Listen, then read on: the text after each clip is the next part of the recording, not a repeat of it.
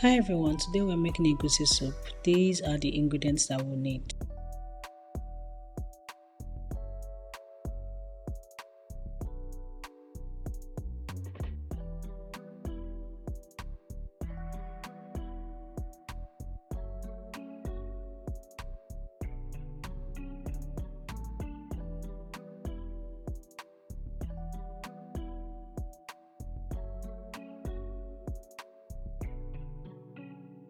First thing we want to do is cut up the chicken, the onions and the vegetables, and then we would have to boil our chicken with some seasoning, some salt and pepper.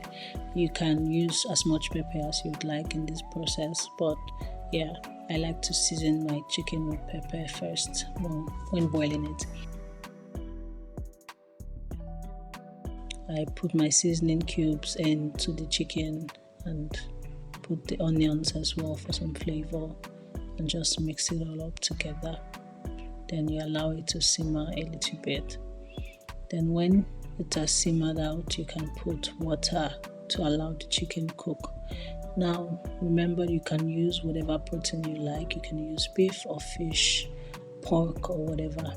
I'm adding the stockfish here because it's hard and I really want it to get softer a little bit, so I'll cook it with the chicken, put some salt to season the stock and allow it to boil for some minutes.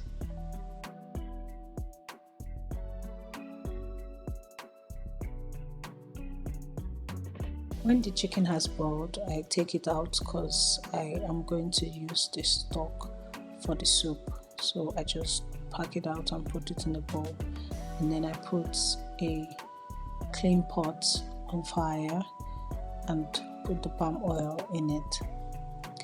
Allow the palm oil to get hot and fry the onions in it. Now while this is frying, I am going to tell you 3 things that make your egusi soup not turn out so great. Number 1 is that you probably have bad egusi. Now if you have bad egusi, it's possible that you won't know, but there's a way to find out. This is a simple trick. Just take the egusi, taste it. If it has a bitter aftertaste, then that egusi is probably bad and I will advise you not to use it. Now I am adding the egusi and frying it in palm oil with the onions and crayfish and prawns.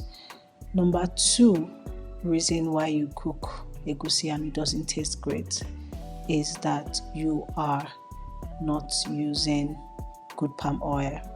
If your palm oil is bad, if it has turned sour or has become this acrid tasting palm oil, it's going to ruin your soup. So another thing, taste your palm oil before you use it. If it doesn't taste fresh, if it doesn't taste savory and earthy, then it's probably bad.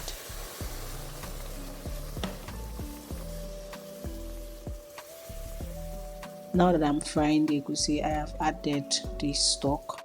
Now if you notice, I have not added any salt to anything since I started cooking. That's because the salt is going to come at the end, which will bring me to my 3rd reason why your egusi probably turns out bad: too much salt. If you add salt in the middle of your cooking and you have to add beef or chicken or protein stock at the end and there is seasoning in that stock, there's a high chance that your soup will turn out being salty.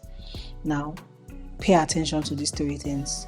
The egusi itself, how does it taste? Is it fresh? Does it have a nutty taste without any bitter aftertaste? The palm oil, does it smell good? Does it taste good?